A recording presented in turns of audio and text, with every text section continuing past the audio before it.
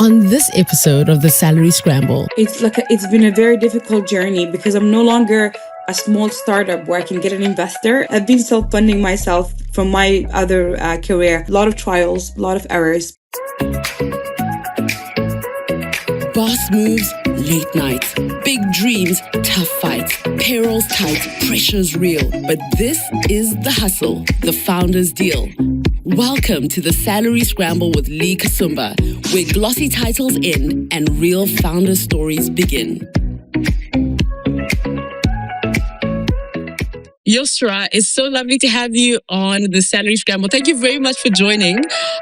I always like to, when I've had the privilege of knowing somebody or being in touch with them before we do a podcast interview, I think we started getting in touch on Instagram. Like, I love the designs of Boutique Denana, and I was DMing you a lot. And then obviously a lot of things were going on in Sudan, which we will get into later on.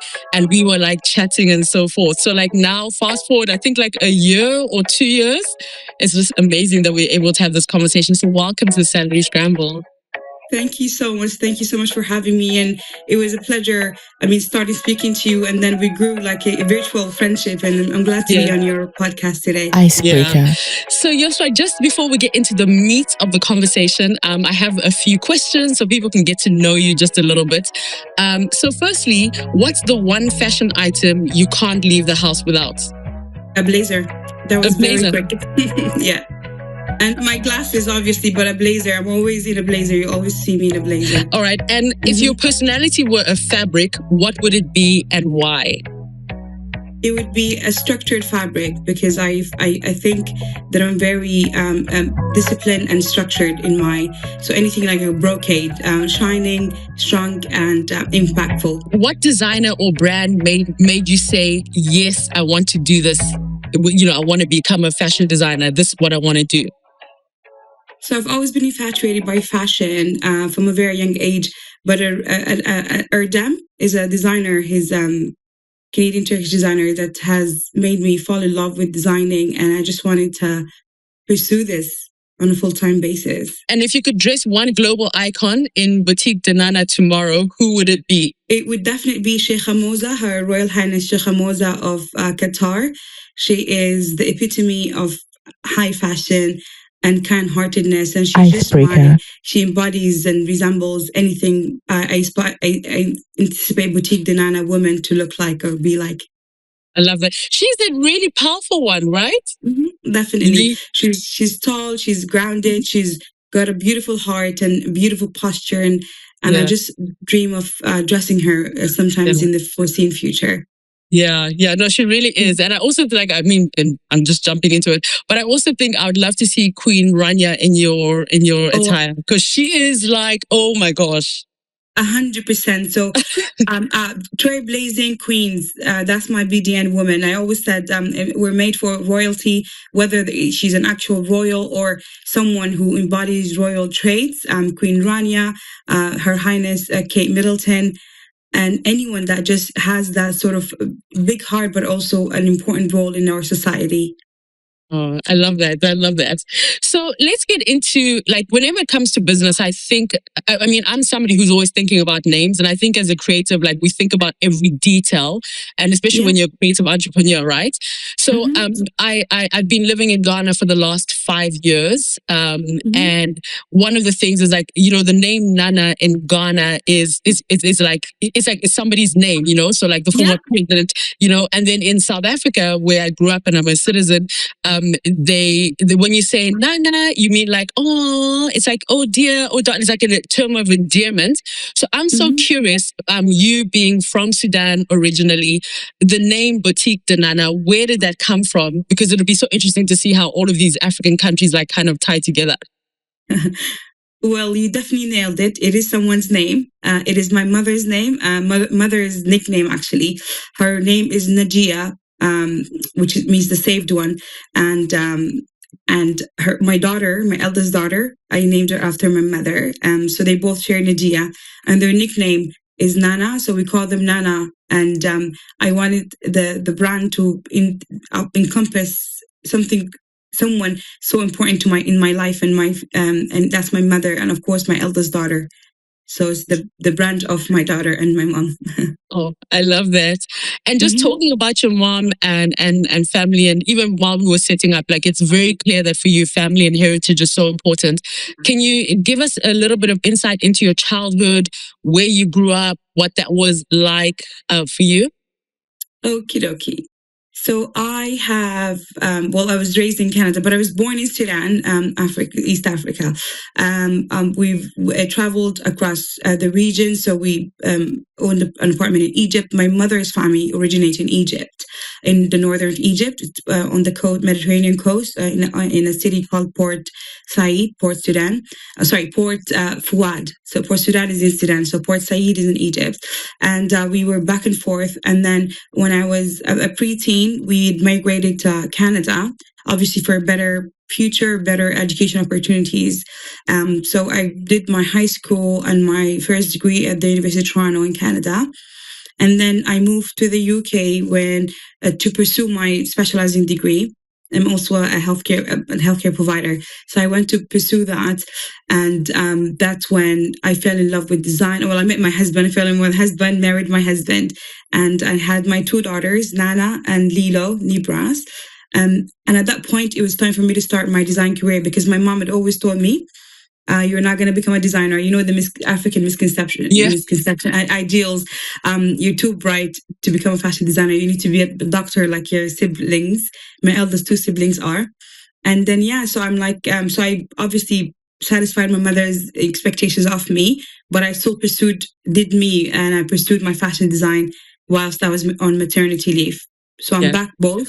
I'm back pursuing my career in the healthcare system, but also obviously designing in the same time. I love that. At least you're making your African parents happy. You're like, I'm still doing the healthcare, but like I'm doing design as well. I feel like that's such a common, like every African parent, like they have an idea. Doctor, lawyer, engineer. What else are you doing with your life? Like, did your life come to anything? Yeah. Of course. And now just touching on, because you said that you were born in Sudan, went to Egypt. I think that's amazing. I always love when people have like cross-cultural references. Like as a creative and as an entrepreneur and a designer in Sudan, right? And I ask this because, we always hear about, say, Sudanese models and that kind of thing. You don't really hear about Sudanese designers, or maybe it's just not come to my forte or come across me. Like you're one of the few, if any, that I know of from Sudan. So what about Sudanese, let's say, culture, fabrics, dress sense, all of that? Like, give us a bit of an idea of like Sudanese style and texture and how that impacts your designs. I've been very privileged and honored to, like you said, be amongst the first Sudanese female designers to, I guess, pave the road for if they existed, they did it on, I guess, underground or within the premise within Sudan. And it was my absolute honor to take our fabrics, cultural fabrics, and transform them. Obviously, because I love innovation in my design, take traditional fabrics that I use within wedding, I guess, scenes and whatnot, and change them into the Western silhouettes. So we've got the Gar Muis fabric, which is strictly used in a wedding ceremony. I made a blazer out of that, and it went viral in 2018. And everybody thought it was taken really well by the Western world. And in my culture, obviously, people are reluctant to accept change sometimes, but they did. It did open up their, I guess, horizons, and everybody started I get a lot of people, females, messaging me, telling me, we aspire to be like you and we want to be like you. And I feel honored to be a trailblazer in this scene. And our fabrics are just another thing. They feel like home. They smell like home. And I'm going to be emotional, but it's very sad that our country is undergoing a war and we don't have access to these fabrics anymore. So it was a very difficult decision for me to start playing with other different types of fabrics due to the war in Sudan. And but yeah, it's just, they're beautiful, they're colorful, we've got patterns. And one of the pieces was selected by Fashion Trust Arabia and is actually showcased as we speak in Qatar, in Doha, under the patronage of Her High Excellency Sheikha Al Thani, and it's a beautiful skirt made out of Sudanese fabrics. And my love for my country and my fabric has landed that skirt with an Adidas reworked jumper in a museum almost. So it's just a testimony to how strongly I feel about my fabrics and my culture. Alhamdulillah, I'm grateful. Oh, that's so like, thank you very much for being open and sharing that. I guess it's like I had wanted to, because if it's okay that we speak a little bit about what's going on in Sudan, like as a creative. So for you, with your designs, what do you think people don't understand about the average Sudanese person? Because all we always see with Sudan is we always see the bad of what's going on. There's little known about the creative scene, and obviously the bad that's going on is it's like a global catastrophe. So I'm not making light of it. I'm simply saying that from the perspective of like the people of Sudan, in the most ideal setting, from a creative, from the culture, what would you like to share that people don't really realize about Sudanese people? Thank you for allowing me to speak about us. We are a very resilient nation. We're very educated, stylish, creative. I have come across a vast number of female creatives who are designers, poets, writers, award-winning authors, obviously change-making doctors who are coming up with innovative discoveries in the medical field, in arts, and we're always portrayed, like you said. Unfortunately, the war has portrayed and we gotten the attention from the world in the wrong time. So it's obviously the country is undergoing a catastrophic time at the moment, and it would have been a bit more. It would have been better for us to have been highlighted when we were at our best, which is very sad. Like I say to you, Leslie, but I'm grateful. Like we are, as creatives and responsible Sudanese citizens in the diaspora, it's our job to change those misconceptions and use our platforms and crafts to change, to advocate of our country, because unfortunately we didn't get enough advocacy or limelight from the world until very recently. So it does hurt our heart and our souls to have to carry on and to work and to produce and to excel in our respected fields just because our country needs us. So we're doing it out of a place of responsibility and just on heartbreak, when it should have been out of pride and just celebration. Yeah, I can so understand that. And I'm partly South African, as we mentioned before we started recording. And one of the things about South Africa is that during apartheid, the creative industry, whether it was from the filmmakers to music, so you had people like Mamira Makeba, like the theater industry really played a huge role in giving a voice for people for South Africans who were being treated in the most horrible way, during apartheid. They became almost like the global ambassadors, Of course. And I always feel like the creative industry has a role and a way that they can voice and show people something else about a nation, and they can stand up for them. Do you feel the same way about Sudan, where you as creatives and other people in your community in the diaspora, do you feel the same? Do you feel like you carry that weight of responsibility?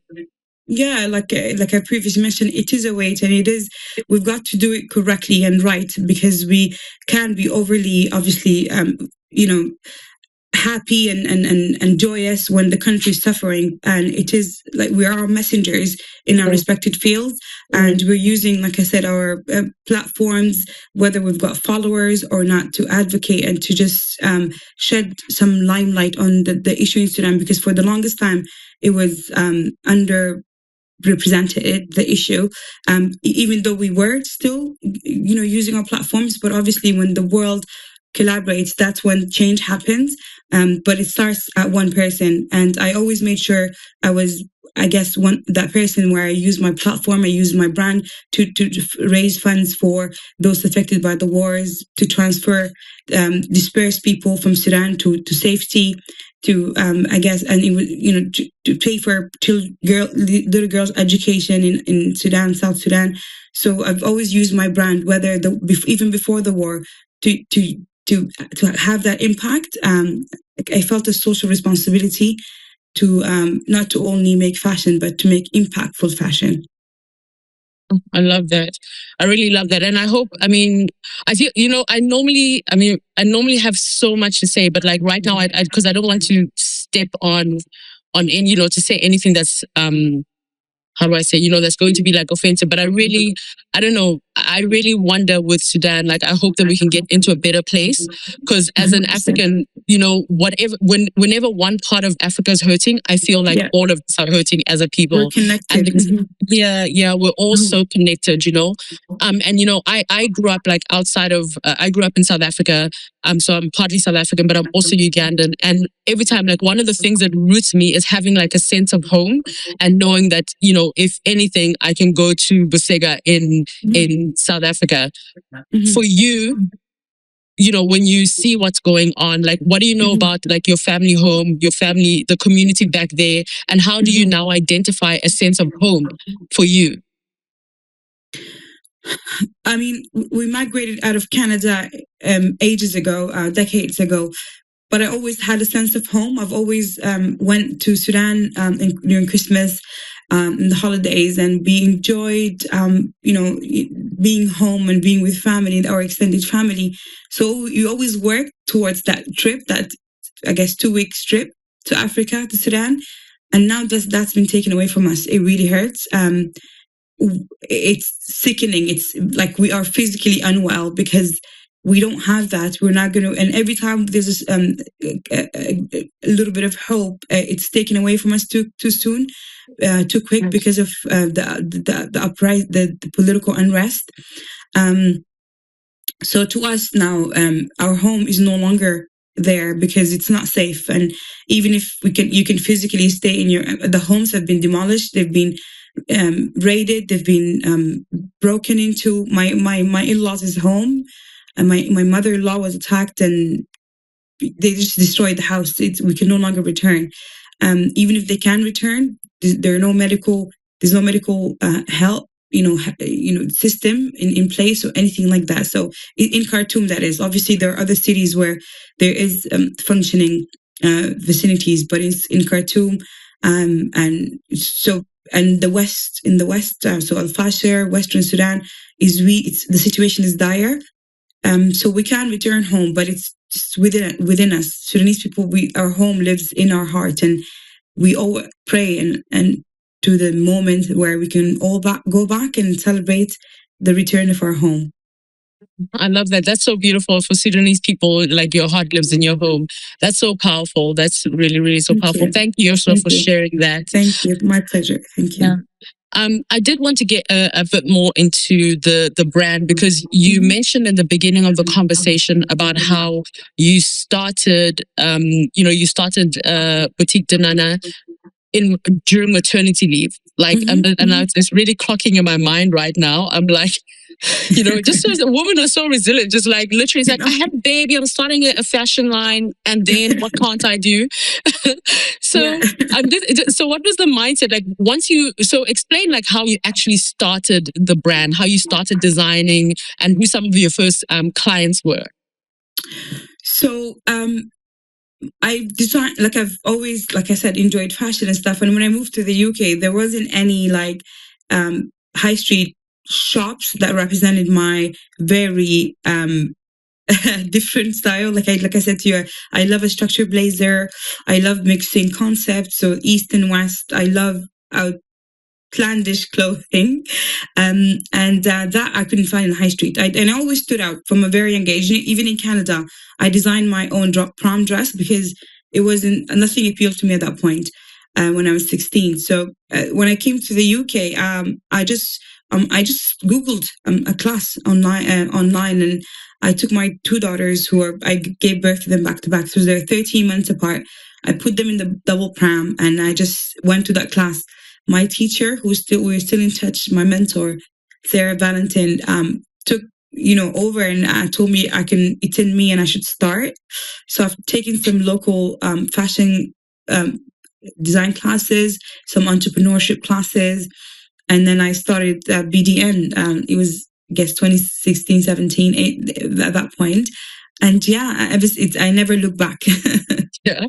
Wow, I love that story. And your first collection, I mean, I think the first for any creative is always a big thing. With artists where they're like, my first record, like it's going to make all the difference. What was your first collection like? Like putting that together? What did you get it showcased anywhere?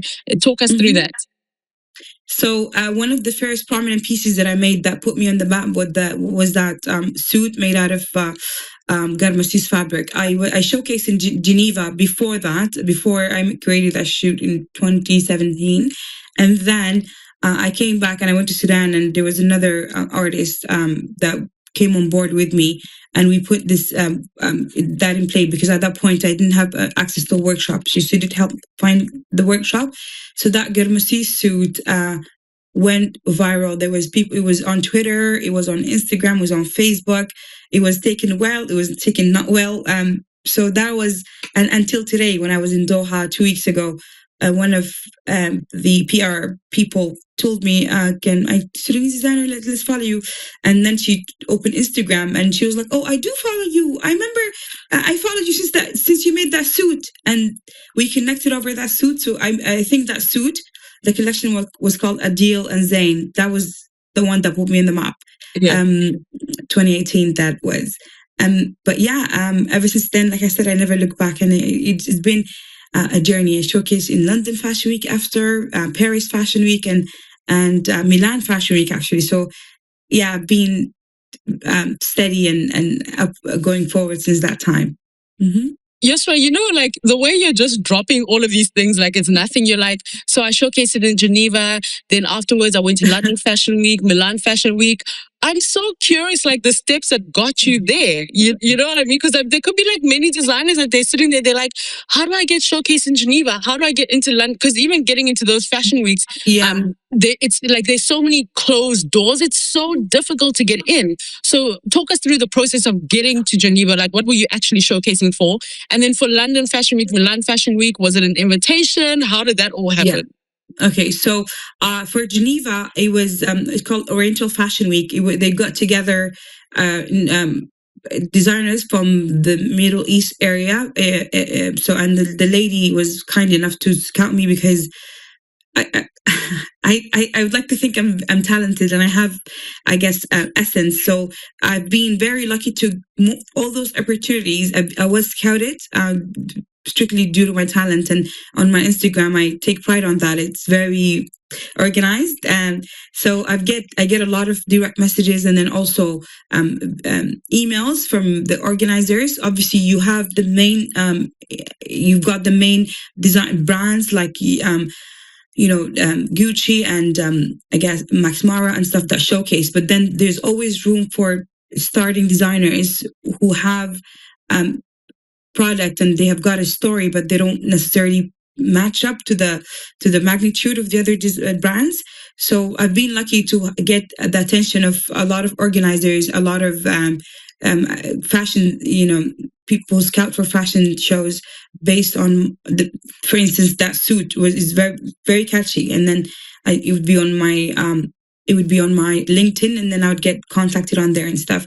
And then it's like, I always say, to dominoes effect, and every show leads to the next, and every show you go, you get scouted for the next. So once you get, it's like an avalanche. You need to start, and you will never stop. Yeah. I recommend it. I highly recommend being passionate and getting story. Like when I went to Milan Fashion Week, I was also scouted, but I made all the pieces with my bare hands, and everybody there were like, your clothes have soul. They speak to us. So once you have that, you establish that DNA, you can never look back. It'll be a cascade effect for sure, like a dominoes effect. Wow, there's so much in your story. Like the more I hear, the more I love it. Thank you, Leslie. So when you were saying that you made all the pieces with your own hand, right? So do you like from when you started to now, do you have like people that you work with? Because I imagine, like I'll give an example. I mean, my Ghanaians don't hear, but like in Ghana, for example, kente fabric is really so beautiful, you know. But you've got to get the right person to put an outfit together. Otherwise, you know, like you're going to find yourself in a situation. I've had fabrics that I brought from one country to another, and somebody's tried to make the fabric, and they just don't get the stitching right. They don't get it. So for you, do you make each and every piece on your own, or do you have a team? Or not anymore. So when I had a beautiful seamstress, may she rest in peace. She passed away. She was Maltese.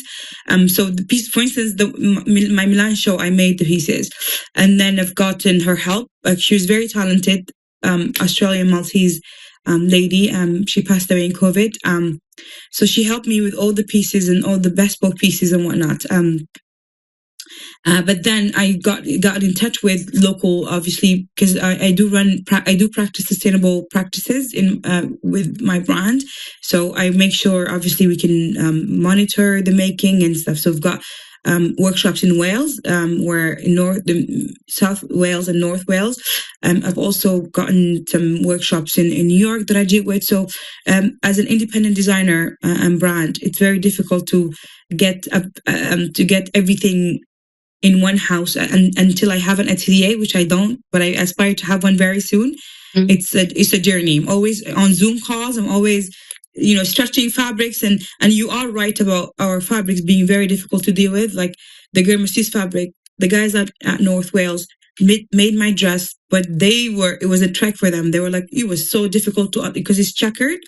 It was very difficult for them to align the checks, the boxes together. But yeah, it's worthwhile. A lot of trials, a lot of errors, but we get there in the end. Yeah, wow, that's incredible. And just like because now I'm understanding more about your ecosystem and having people in different places to work with, that you work with. The fashion industry, I feel, can be very like capital intensive. Like, you need, like people would say that you need money, or you need like an investor to be able to take your fashion brand to the next level, right? For you, do you personally invest, or have you had people come along and invest and support? Like, how do you do that? Because even now, although you're in the start, but you've done all these amazing things, having like people in Wales and somebody, all these different people, I'm sure like the costs are pretty high. So how do you get around that? Is it like a family investment, or do people come in and support?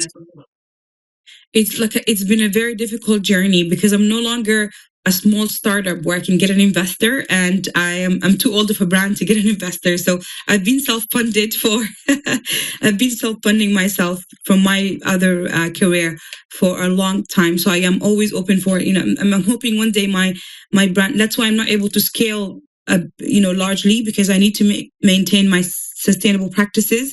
So I'm taking a lot of money to run this brand, with the ideals that I deem suitable. So it's been very difficult, very financially draining. But I hope to find that angel investor who will take me on and just help me, expand. And that's why you find me applying to those prizes like the Fashion Trust Arabia, where the prize was a large sum of money to take the brand to the next level. There are a lot of competitions that give independent designers a large sum of cash to take the brand, to make it like a household brand. So yeah, I'm working towards those steps. But the expansion, the name, the hype is there. We need to back it up with numbers, and I'm always open. So maybe I'll find someone through your platform. Yeah, so you're like, if anybody's listening, she's ready. Yes, sir.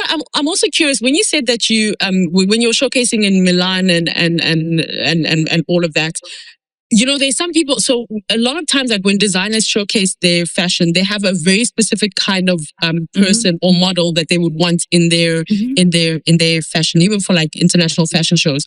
For you, when you select models, like, is there something that you look for at these fashion weeks where you're like, I only want this kind of model? You know, are you like that, or like how do you go about with model selection?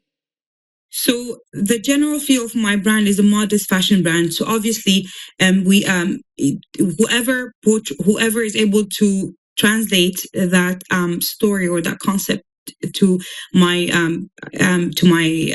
clients would be my perfect model. Obviously, as an African woman, you have a lot of people asking me to use only African models or dark skin models. So I tend to have a variety because I don't like to discriminate, and then to just use a strict shape or form of model. I like to use people from across the spectrum. So if I'm using, for instance, my Sudanese Garamasis suit, it was Sudanese, but I used an Italian model. She didn't look Sudanese, but because Sudanese people already have worn it before, so I'm trying to translate my designs to my European audience, perhaps. So for that collection, I would use a European model because we need to bridge that gap, and we need to sort of like cross that bridge to the European market. If I want to perhaps showcase, a Sudanese top, then I'll use. So I always I would look at my target market and speak to them through that model. I get a lot of backlash sometimes asking me why, if I'm using Caucasian models for a specific collection, but I can only please so many people. No, I'll always get questions, but I can always back them up. I can always have a reasoning behind my choice. Yeah. Well, like, I mean, it's like, it's almost one of those things, like, no matter what you do, somebody's going to have something to say. So you have 100%. To know, you have to be very clear. And I think it's quite smart. You can't go in and have like an all change, like revolutionary moment. Everyone's going to be like, you've got to bring it in like incrementally. The suit, we did have people from the Western world fall in love with the Sudanese fabric. So message accomplished, ticked, you know what I mean? So if I had used a Sudanese model for that shoot, then my people already have seen the fabric, they've fell in love with the fabric, but I'm trying to make another group of people fall in love with it. So I speak their language. Does that make sense? Yeah. No, 100%. And you've had so many successes with your brand. Honestly, Yousra, I'm so impressed. Like, it's just amazing to consider you started during maternity leave and you had children back to back. So that's wild. And just obviously, creating fashion and while your country's going through all the things that are happening. So from a heart perspective, it being very challenging. And then being a wife, a mother, and, also being in healthcare, but you're also still running a fashion brand. That's like incredible. What level of, what have been some of your highlights and success points with Boutique Danana, where you're like, these are moments in the brand where it's just like, tick, tick, tick. Like, what are some of the big successes that you've had? So one of a very close image in my heart is when my daughter was stood next to me at the stage in London Fashion Week. She was only 6-ish. My little one is my cheerleader, I call her. She's always cheering on for me, sharing my website with her classmates to buy my pieces. She's so funny. And it was the BBC was covering me for a documentary, so I had the BBC crew go with me to London because I live in Wales. So they we met in London, and I was in the Freemason Hall, which is in Covent Garden. It was huge. It's things. I think I've seen it in movies prior to that. I think it was Cruella. I can't remember, but it was a movie where I've seen the Freemason Hall, and then there I was in it, and then with the BBC camera following me, and just taking my how do you feel, and I just looked at and I said, Allah's great, like God is great, and my daughter was with me hand in hand, and that was a highlighting moment in my career for sure. Another one was just being picked by Fashion Trust Arabia. Like recently in 2022, and it's not recently, but just to be a finalist from amongst thousands of designers in the Middle East, and meeting Olivier Rousteing from Balmain. I guess he resigned, but he came to my booth. It was so surreal to see him. He's very tall-minded, and he looked at me and his eyes glistened, and he said to me, "Carry on being different. and he literally just tapped my shoulder and he said, you will get there. And I'm like, Balmain telling me this, my eyes, I was shaking. It was amazing. It was, and Erdem, I met the creative director there as well. So it's people I grew up like watching and on screens and watching the documentaries, coming and feeling my clothes, telling me my pieces are unique and different and to carry on. And they are very brutal minds. So if I didn't have good pieces, they would have told me. Yeah. So it was very that moment was very surreal for sure. You spoke earlier about how your daughter is telling people to buy your pieces on social media and all of that. What role do you feel like social media has played to be able to get your brand out there and just African fashion in general? Like outside of like what you're doing in Sudan, like what other countries in Africa do you look at and you're like, wow, they have fashion, like they're getting this thing right, you know? Yeah. Social media it has beaten traditional media. Let's be honest. It's a sword. It's a force. It's you can get a message across. You can get a connection across. It's someone said TikTok is like the lottery. One TikTok can change your life. You know, and yeah. So one viral TikTok can change your life. And so I've gotten all my opportunities. Like I mentioned earlier. I was scouted through my Instagram. My Instagram is like my business card. So people go on there. I've had buyers look at my LinkedIn to decide whether to take. You know what I mean? So I'm always getting those notifications. So that's in terms of social media. And the second part of the question, African country is dominating. We are getting out there. It's soulful. It's beautiful. It's grand. Lagos Fashion Week just ended. I've met the founder of Lagos Fashion Week. Oh my God!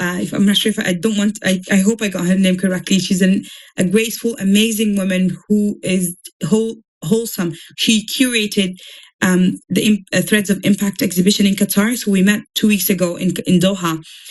And she told me she's flying back to Lagos for Lagos Fashion Week. She did a talk during Qatar Curates Week, and everybody was on their feet. She said, it's time to change the narrative. It's time to make soulful, beautiful, tasteful clothing, and we don't have to fall in love with the idea that they're selling us. So designers can only be successful if they show a case in Paris Fashion Week. Let's bring it home.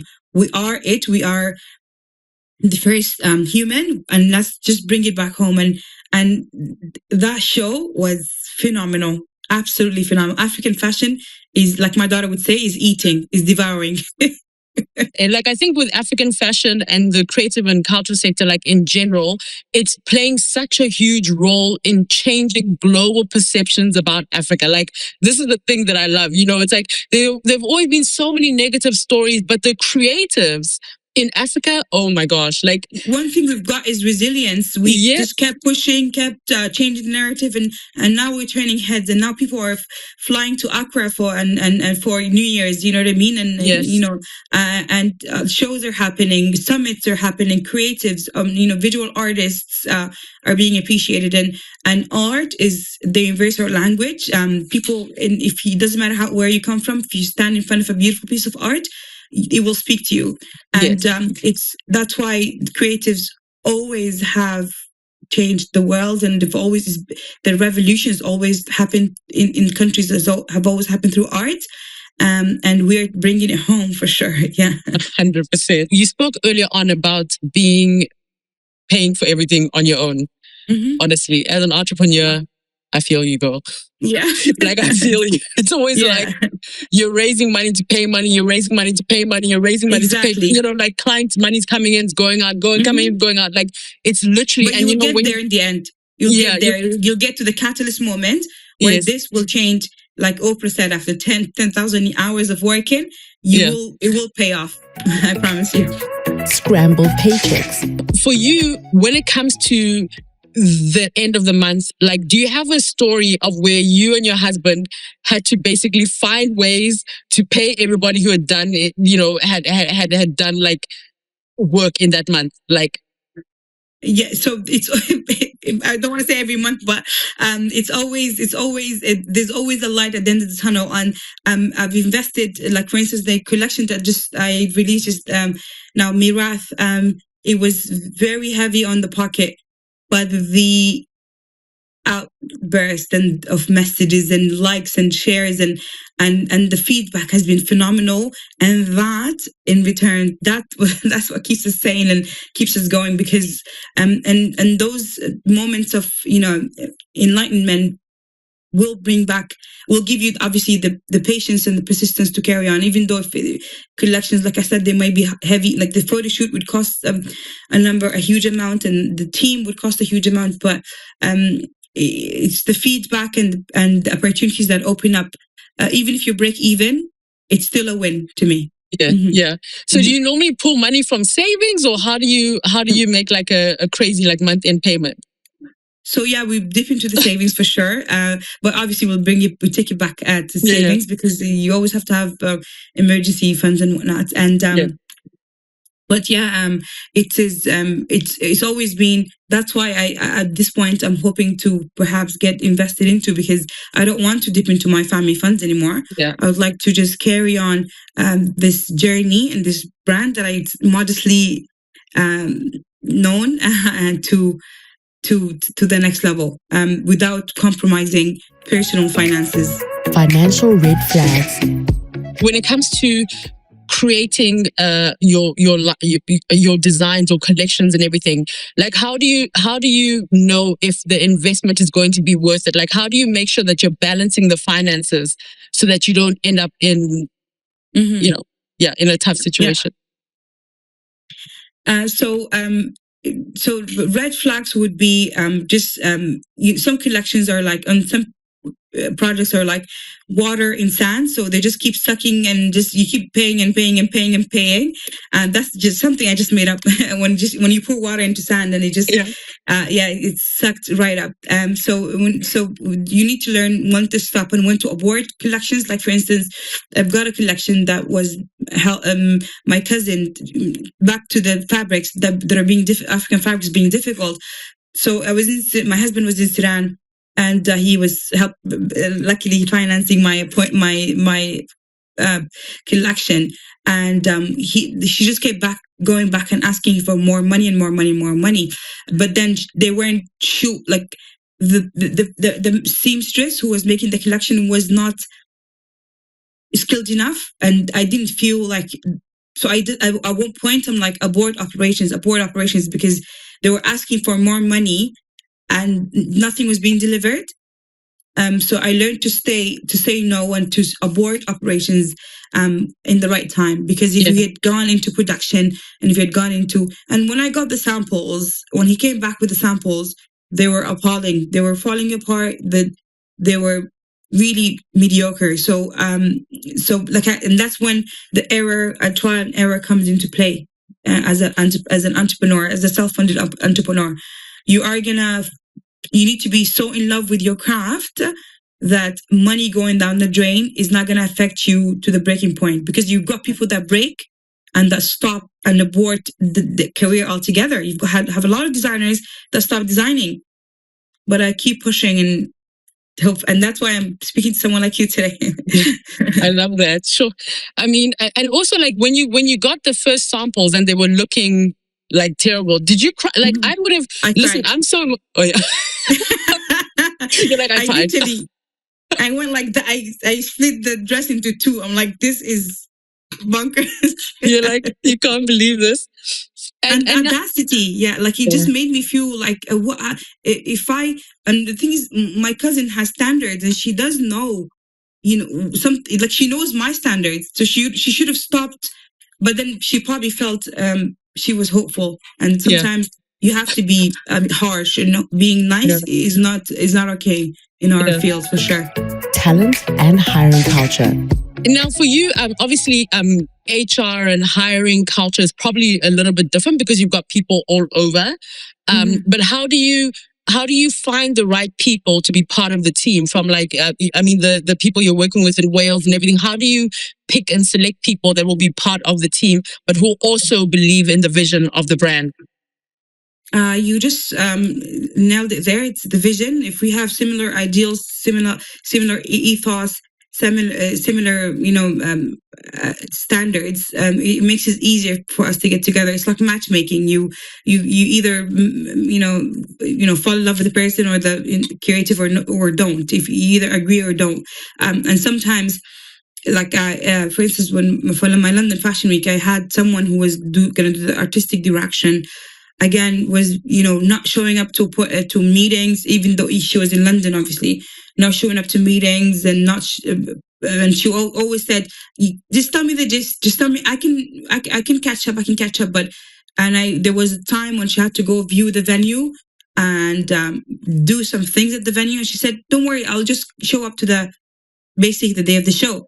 And I made the decision to, and I had paid deposits at that point too. I made the educated decision to, I don't want to say I'd sack her, but it was very empathetic. But I said, we don't have, it's a very big deal to me that I'm showcasing in London, and you seem to be busy, but we're gonna have to find someone else who's got more time, basically, because you seem to say, I need to pick up my kid, I need to have a job interview that day. She worked for a company, cosmetic company. So yeah, so it's very tough, but we, like I said, like-minded people will always find each other's spots, for sure. Brick and mortar versus digital. The setup for a boutique Donana, when you think about like bricks having like an actual location versus it being remote/digital, like what's the setup for you in general? I was hoping to have a flagship store in Khartoum, Sudan, in 2019. Before COVID, for sure. My father's family, they're all medics, so there was going to be an Elsadig Canadian Medical Center. It was actually founded in Khartoum. In the bottom, there was a huge space that was going to have it as an atelier and a workshop and whatnot. Then COVID happened, and there was lockdown, and we couldn't carry on with that. Now God works in mysterious ways. A few years later, it would have been gone in the war. It would have been broken into, exploited and whatnot.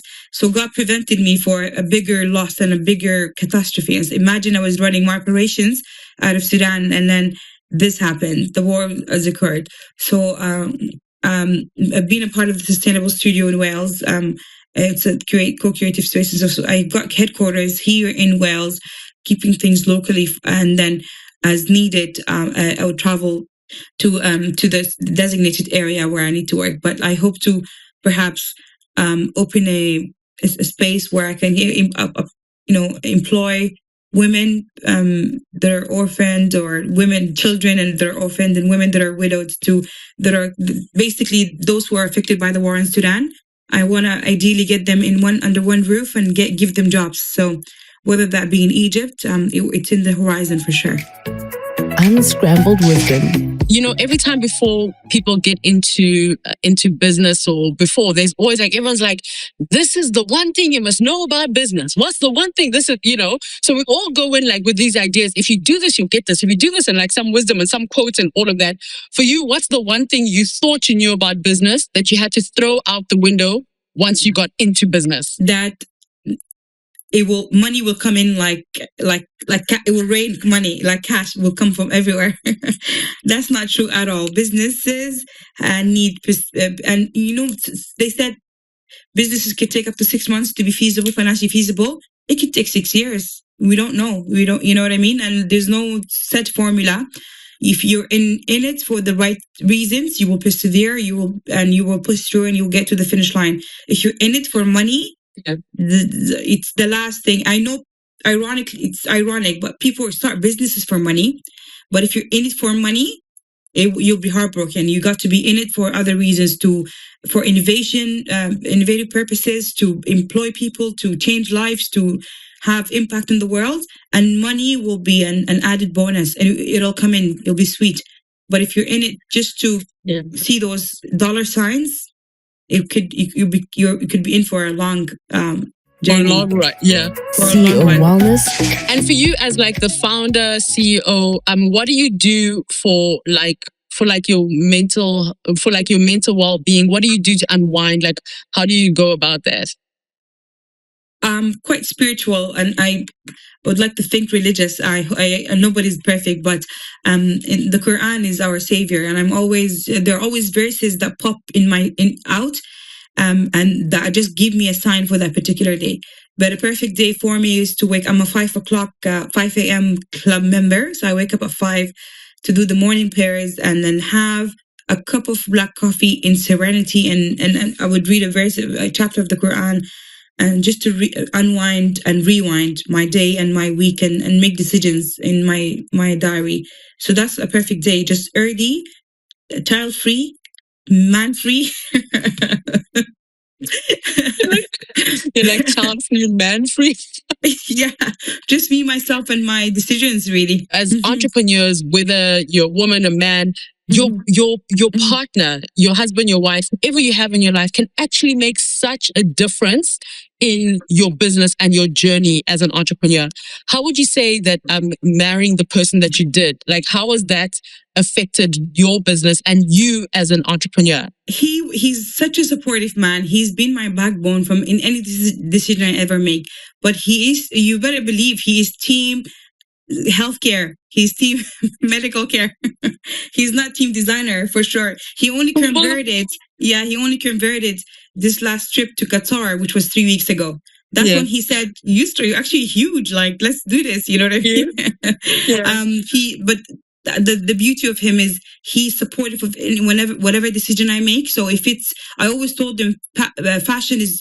I don't want to say passion because that's so cliche, but it's my fuel. Some people go to the gym. Some people use, different methods of, relaxing and whatnot. And I relax when I do fashion because when I'm working in the medical field and in the healthcare system, it's very intense. It's very, it needs your attention, your mental capacity and physical capacity. But working in fashion never felt like a chore to me. I would do 24 hours straight. I would have the student clinic at uni, and I would run the day before London Fashion Week. I had finished student clinic, and I loaded my car to go to London for the fashion show. So, and took my daughter with me, and we arrived at London at 1 a.m. So it was a day where I did 24 hours of hard work. So it didn't feel like work. But I've been very lucky to have him to empower me and to support me. Achieve my dreams, even if we bicker, if we disagree, but he's definitely been a blessing in my journey for sure. And I took all his money, so that collection in Sudan, that failed collection in Sudan, it was the epitome of. I would be like, she's coming, give her XY, give her this amount, give her that amount, and he would be like, so. But by the end of the day, and when I broke down when the collection was horrific, he was there to console me. It was so cute. He's like, calm down, it's okay. Because I was crying. Yeah. And also, Yousra, just like one final question. How do you find a way of separating Yousra, the person, from Boutique de Nana? You don't separate yourself at all. Like when I was, it's a part of my identity, my being. I'm always looking. People call me Boutique de Nana now on their phones, like BDN, short form. Like my name is being demolished from the world, from the universe. So I am a part of that. So, for instance, a very big example, very evident example of that, when I was a runner-up for Fashion Trust Arabia, obviously they announced the winner, and the winners were they're still my friends, my Saudi pair of sisters that are phenomenal. I love them. They won, and obviously I didn't win the cash prize. I felt defeat because obviously invested so much money into the collection, so much, everything, my mind, my everything, my children. I left and I came hoping to win. At that point, I just obviously had to regain myself because it wasn't a moment of failure, but it was a moment of disappointment. So you just learn to just brush it off and move on. And then the next day I call it the revenge outfit. I looked amazing.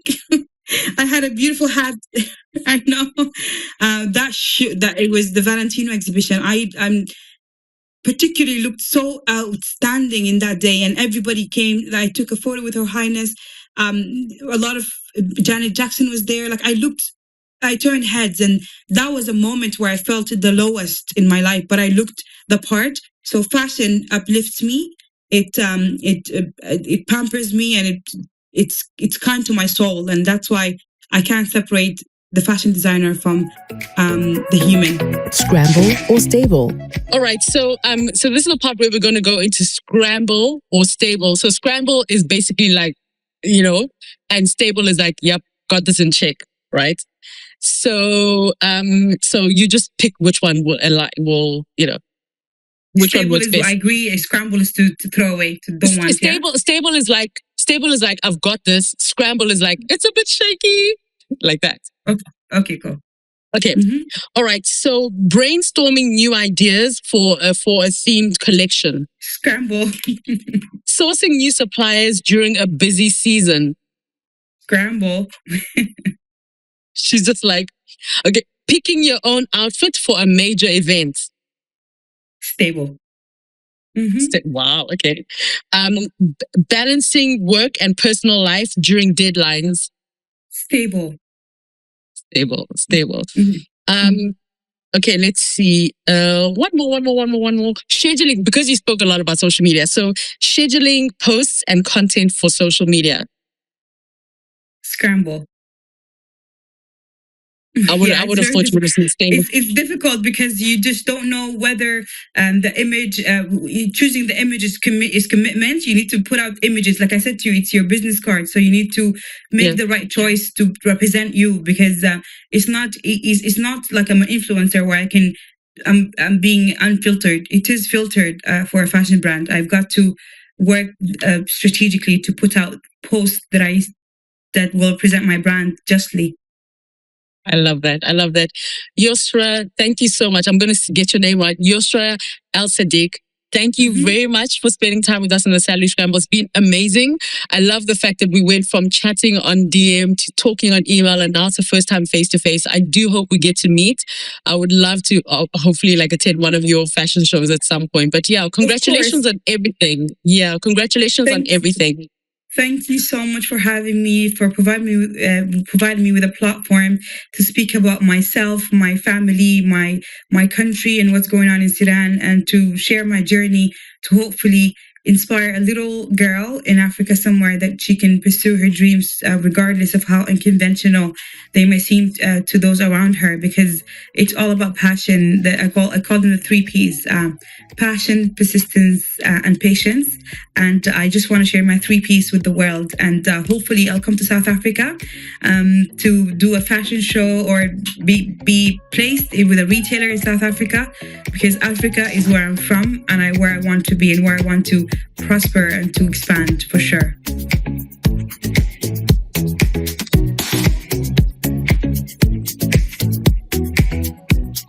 Thanks for listening to this episode of the Salary Scramble with Lee Kasumba. Hit like, share, and subscribe. Find us everywhere. The real stories begin.